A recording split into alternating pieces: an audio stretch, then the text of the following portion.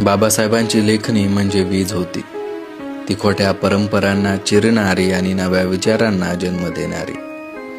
तिच्या प्रत्येक ओळीत क्रांतीचा ठसा होता आणि प्रत्येक शब्दामागे शतकांचं दुःख दडलेलं होतं. ती लेखणी बोलत नव्हती, ती गरजत होती. वर्णभेद, अज्ञान आणि अन्यायावर थेट प्रहार करत होती.